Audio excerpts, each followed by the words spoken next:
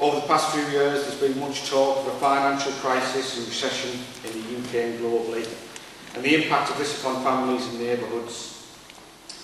Though the impact of these global crises is undoubtedly real in Middlesbrough, and as the Bishop's alluded to as well, there's also an awful lot of continuity with what's happening now, and with what the town's experienced in the past 3 decades and more, and the consistent hardship which has been a feature of life in Middlesbrough.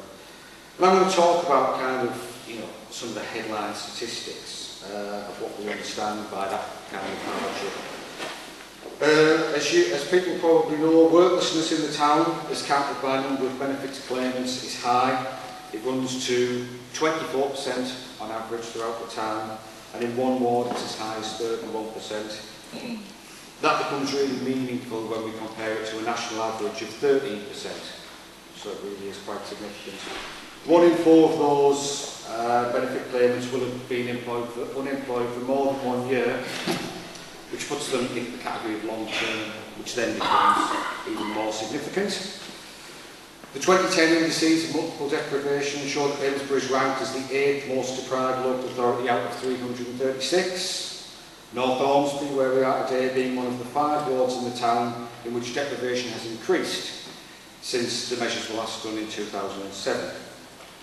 So we can clearly see that things in a lot of parts of the town are not getting better, and we have some grave concerns about what's coming on the horizon very soon. And I'll talk briefly about some other key indicators, under this theme that I was given of poverty in Middlesbrough. 15 of the 23 wards in the town experience levels of child poverty above the national average. The 2010 indices of multiple deprivation show 13 of Middlesbrough wards are in the top 10% of deprivation nationally. Nearly 50% are among the most 10% deprived nationally, and this illustrates a very large scale of concentrated deprivation. And what's really important there to bear in mind is that when we talk about statistics like that, we're often comparing the town with much more densely populated areas, high populated areas like Liverpool or Tower Hamlets, for example. The standardised mortality ratio, and the Bishop mentioned that my own particular interest is health research. I see health research as very, very closely aligned to the kind of social research I'm talking about as well. Standardised mortality ratio is a measure of deaths in an area, all other variables being equal. And you can come up with a score of 100, 100 being about the right level. In Middlesbrough, the standardised mortality ratio of the town is 121, unfortunately, against a national average of 99. And again, to put it in perspective, in Liverpool it's 127. So Middlesbrough's pretty close, whereas in a much more affluent part of the country, in Kensington and Chelsea, it's 70. The message is very simple. In other parts of the country, in more affluent parts of the country, you're much more likely to live a longer and healthier life than you are in the town.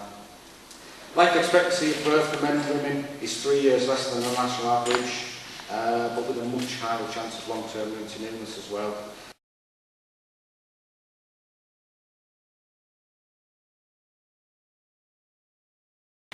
Good morning, everybody. I'm Kathleen Carter, and I'm poor. I wasn't always poor. Circumstances in life 10 years ago made me poor. What did it do? I lost my freedom because life, as I found out, is controlled by money. Not by love or anything like that. It is controlled by money. And money is only a concept. Money gives you a freedom to do what you want. I've lost my choices.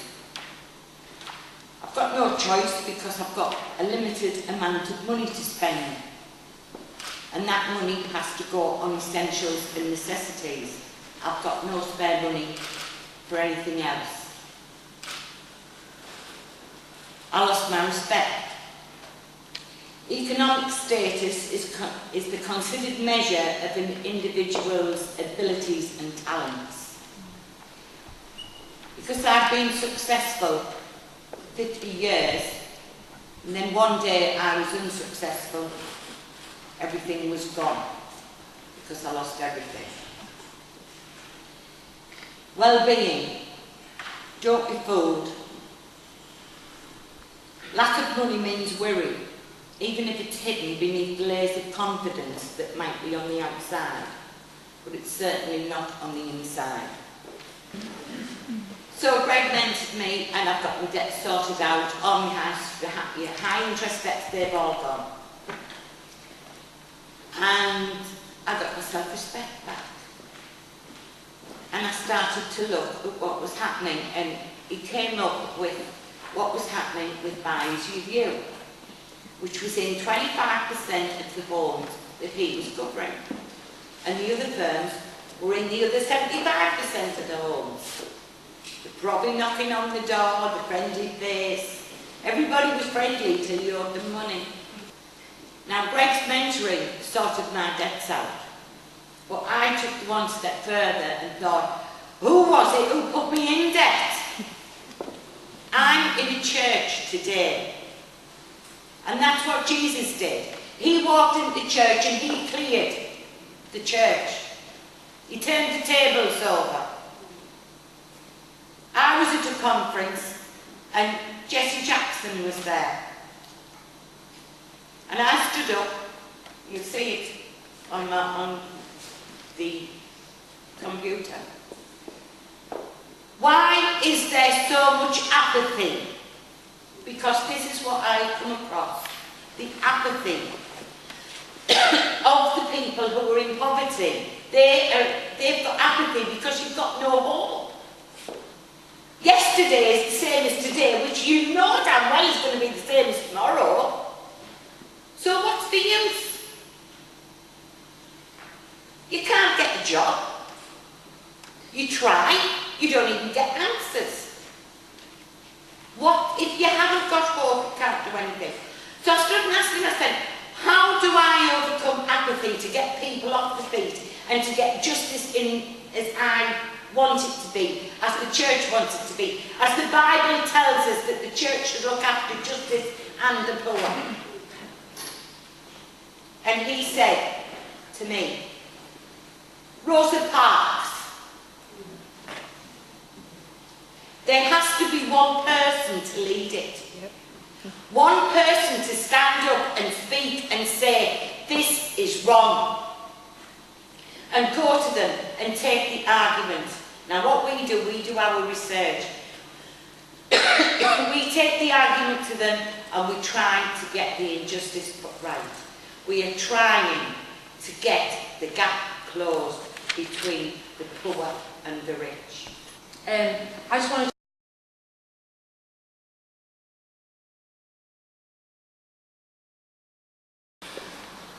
Now I begin by saying I'm reluctant about what I have to say to you because as a churchman and a minister of the gospel I'm supposed to bring good news. I'm not able to bring good news. It seems to me we're in a very, very difficult situation. Things are going to get worse before they get better, if they get better for quite a long time. And it's a reality that largely government and those in positions of power in our country have not faced up to. And unless we face up to those things, and unless we're prepared to recognise just how difficult it's going to be and work together to support each other in the engagement that we have, we're all stuffed. What we have to do is we have to look seriously at what comes from our faith, and our faith tells us that human beings are valuable, they exist in relationships, and they're primarily important, not price or economy. Human beings are primarily important. And from that, we look forward to creating that sort of world. And we do it by dancing together. We do it by engaging in a way that changes the situation we're a part of. So that's the first thing that we're calling people to be with us on. The second thing we're doing is we're creating a network of people in local communities and across the country who want to work with this approach. So we've set up locally based charities, usually associated with dioceses, but sometimes more ecumenical, working with local churches and local projects to support each other, and we come in with resources from Church Urban Fund and we provide additional support. Now that's about us recognising that if we're working together, we need some sort of structure for that to happen. Because what happens with church people, they come to meetings like this, they get all energised, they dance around in the and then 2 weeks later, wasn't that a good conference? But nothing fundamentally has changed. Our way of working has not changed, and our capacity to influence politicians and decision makers has not changed. Now what we're saying is let's have a real structure. A charitable company gets people together and focuses them on working together to address the things that they think are important in their communities.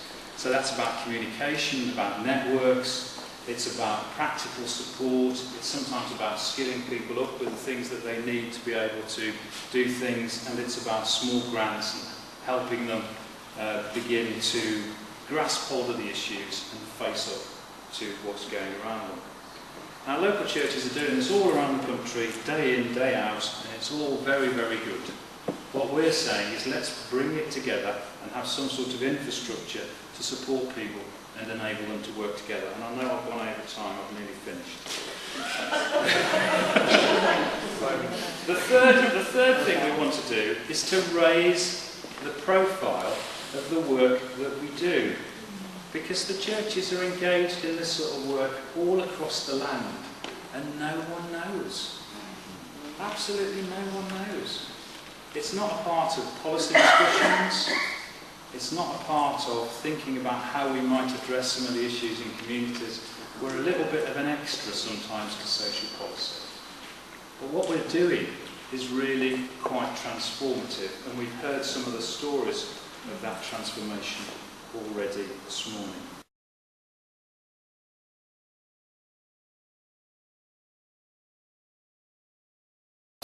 It's been hugely energising to come together, to meet the various groups who are working.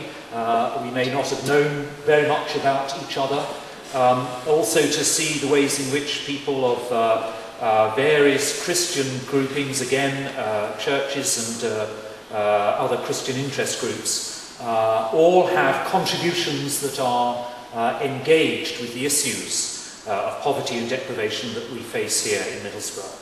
And one of the things that has emerged for me most clearly is the intensity of that commitment and the sense that this arises out of our conversion to Jesus Christ, our understanding of the love of God that overwhelms us in such a way as to provoke from within us almost a sort of sense of outrage, something that comes close to that language in the Gospel, in the New Testament, about the scandal of the cross.